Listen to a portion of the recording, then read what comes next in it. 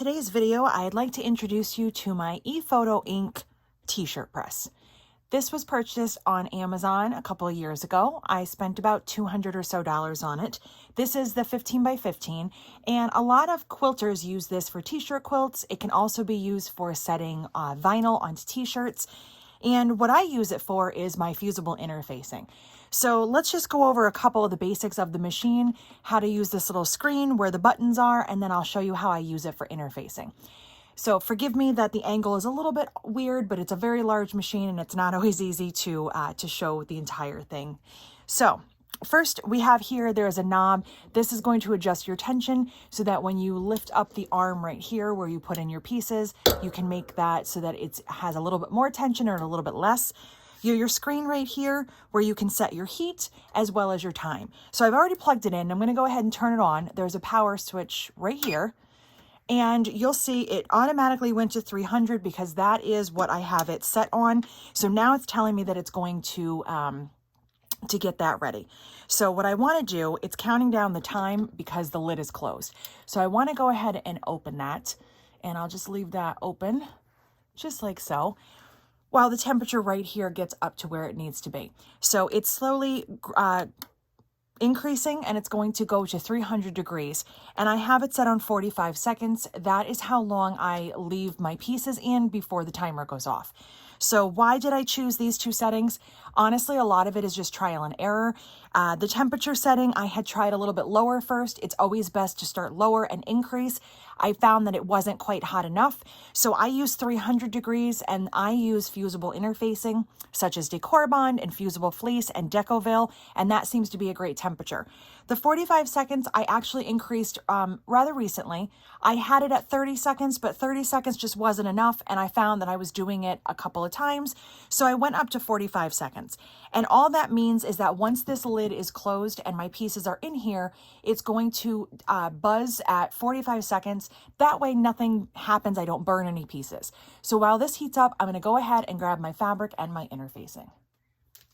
So I've gone ahead and given my press a few minutes. You can see that it is up to the temperature I've set it at of 300 degrees.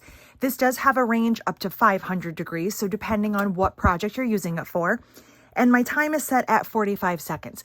That is just something that I have found works really well for the projects that I use, which is majority fusible interfacing. The bottom piece right here, this is actually a rubber kind of pad. You can feel that it's warm, but I can put my hand on it without any problems. This up here, though, is a Teflon coated metal. You definitely don't want to touch your hands or any part of you to that. That I can feel the heat is really, coming right off of, but the bottom does heat up as well. It just doesn't feel as hot as the top. So what I've done is, what I'm going to do is pull the handle down once I have my pieces in place, and I'll let that click in, and my timer will start to go off. So what I have here is a couple of pre-cut fusible interfacing and fabric. So this is Decor Bond. There's my fusible side, the shiny side, and I'm going to put that right down in the center here. Now, again, this is a 15 by 15, so I can go obviously much larger, and I don't have to do the entire piece at once. I can move it back and forth, but I have this with the fusible side up. I'm going to take my fabric with the wrong side down, and they're not ironed. I actually did not bother to get rid of any of the creases. I'm going to let the machine fuse and iron it out at the same time. So once I have that in place, I'll go ahead and close the lid. Now, I do also have some Teflon sheets. I'll grab one right here. And I purchased these for this machine. I got a pack with a few in it. It was about $10. And I have these because if you are cautious about using your fusibles in here, you can absolutely put a Teflon sheet down underneath, put your pieces on top of it, and then put another on top to prevent you from getting any of the stickiness of the fusible on your piece. I know that I did a good job cutting here, and this is also a Teflon coated piece, so it's not going to stick too bad, but I am confident that I don't need the Teflon sheets. You can choose if you would like to use that or not. I'm going to go ahead and close the lid down. There's a little snap you'll hear when the handle hits the little screw that's right here. Again, there's a knob back here where I can adjust the tension depending on how thick of a layer I have in here. This piece right here does get really hot too, so just be cautious when you are using this at home. If you have small children or pets, it can get a little bit hot. The back piece right here does not. Also, something to note, this weighs approximately 50 pounds. So if you have a table that's a little bit wobbly, this is a pretty good sturdy table. You probably don't want to put it on there. Just be cautious of that. And also if you have limitations on lifting, and you can see my temperature goes up and down a little bit, but it's not a big deal. That's just how it works. It's counting down, and as soon as it gets down to 0, it beeps for me. And it's a pretty loud audible beep so that I know that it's ready. So if I happen to be on the phone or I walk away, I can make sure that I come back and, grab that piece before it burns. So you can see there's a couple of little wrinkles right here. That happens sometimes. This is pretty much adhered, but not 100%. And so what I like to do now is turn it over and do that one more time from the backside.